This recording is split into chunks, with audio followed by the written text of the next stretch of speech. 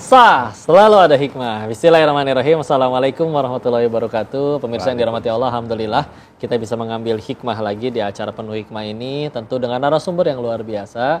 Kali ini adalah seorang tokoh yang punya kepedulian terhadap anak jalanan dan sampah, dan di lingkungan wilayah Tanjung Priok, Jakarta Utara nih. Bahkan dirinya ini diceritakan pernah kehabisan uang waktu ngerantau ke Jakarta, dan justru ada pengalaman luar biasa ketika bertemu dengan anak jalanan yang akhirnya kali ini membawa beliau kepada kesuksesan. Masya Allah, kita langsung ngobrol-ngobrol dengan beliau. Nama beliau adalah Bapak Dindin Komarudin, lebih dikenal dengan nama Abah Dindin. Assalamualaikum Abah. Waalaikumsalam. Abah sehat ya Abah ya? Alhamdulillah kok. Ini karya-karyanya nanti diceritain juga, tapi kalau pengen tanya-tanya bener-bener dari awal nih. Jadi awalnya gimana Abah Dindin nyampe ke Jakarta, terus nyampe akhirnya menggeluti dunia, ya kata orang persampahan nih, sampai jadi kayak begini ya. Ceritain dong Mas, gimana nih? Jadi awalnya dulu selesai kuliah di Bandung, saya sebetulnya ke Batam dulu bekerja. Oke, nah, kebetulan nggak langsung ke Jakarta ya? Nggak langsung ke Jakarta, kebetulan kerja di kapal keruk, tapi ya itu nggak sesuai ternyata dengan tahun berapa itu, Bah? Itu dari 98 sampai 2000 akhir lah ya. Oke. Nah, setelah itu malah ada perasaan, udah selesai di Batam, saya mau ke Jakarta menemui teman-teman kuliah. Nah, teman-teman ini punya rumah singgah kebetulan. Tapi niatnya masih mau nyari kerja saya di Jakarta itu. Awalnya. Tapi karena di rumah singgah itu banyak anak-anak yang selalu main musik, kebetulan kita senang musik, jadi malah keasikan sampai akhirnya lama-lama uang habis buat makan dikasih sama anak-anak. Jadi kerjaan belum dapat, bekal duit udah habis.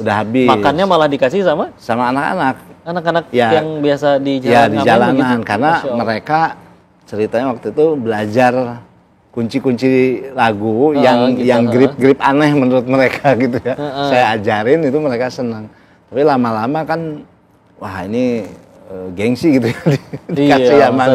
Akhirnya saya ngikut ngamen juga akhirnya. Sempat ngamen tuh pengalaman di Rawamangun, Pulau Gadung.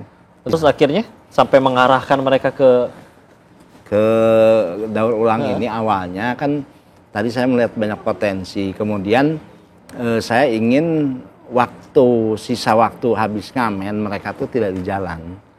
Karena mencari uang ngamen itu hanya mungkin paling lama 1-2 jam. Nah sisanya saya ingin mereka di tempat kita gitu ya. Nah tapi kita kan terbatas, nggak ada fasilitas, nggak ada uang.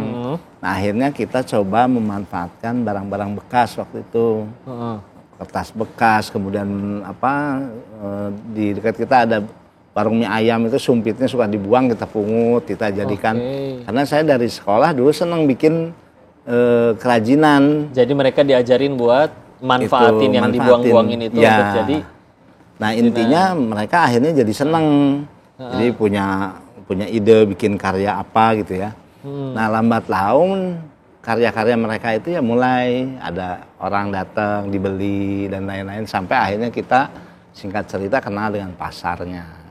Akhirnya ketemu dengan rasanya ya. Awalnya gimana mereka? Langsung mau apa ada penolakan dulu? Ngapain sih dengan juga ngamen? Iya.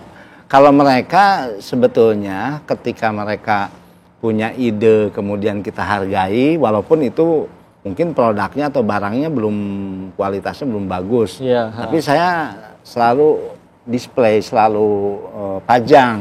Nah itu yang membuat mereka senang. Oke, itu tahun berapa mulai berarti Pak? 2003 itu. Sekarang 2025 berarti sudah 22 tahun yang lalu. Berarti anak-anaknya juga udah silih berganti dong? Iya, udah. Saya cucu 56. Masya Allah. Jadi mereka ada yang udah berumah tangga. Bahkan akhirnya mungkin udah ada yang kerja atau buka usaha sendiri. Nah, biasanya mereka juga mengabarkan atau memberitahukan ke adik-adiknya yang masih di jalan itu diajak ke tempat kita. Kalau dulu kan kita ngajak mereka, kita ke jalanan. Nah kalau sekarang mereka yang datang sendiri. Udah tahu ya. Pengen gabung. Nah itu ada anak-anak jalanan yang baru itu awalnya dari mana sih Pak? Jadi kebanyakan mereka yang akhirnya tinggal di jalan itu aslinya, memang kebanyakan dari luar kota dengan harapan mereka dapat kerja atau ikut saudaranya, harapannya ya dapat kerja atau sekolah. Tapi Ya mungkin karena Tidak semudah kenyataan yang di dibayangkan lapangan ya. betul itu mereka ya akhirnya ambil jalan pintas untuk mencari kehidupan di jalanan. Karena di jalan mereka punya kebutuhannya terpenuhi, diperhatikan, dilindungi oleh abang-abangan. Kalau di kelompok itu kan dilindungi sama abang-abangan. Gitu pemirsa, ternyata kondisi di jalan ya tidak semuanya orang yang sulit. Ada juga yang memang benar-benar sulit. Tapi mereka semua sebetulnya turun ke jalanan bukan ingin menghancurkan hidupnya, Pak ya. Betul. Tapi justru ingin mencarikan atau mengejar harapan yang baru. Dan alhamdulillah sekarang ketemu jalannya, dijadikan jalan oleh Allah melalui Abah Dindin, Masya Allah. Penasaran dengan hikmah-hikmah selanjutnya? Kalian jangan kemana-mana, tetap di Sah, selalu ada hikmah.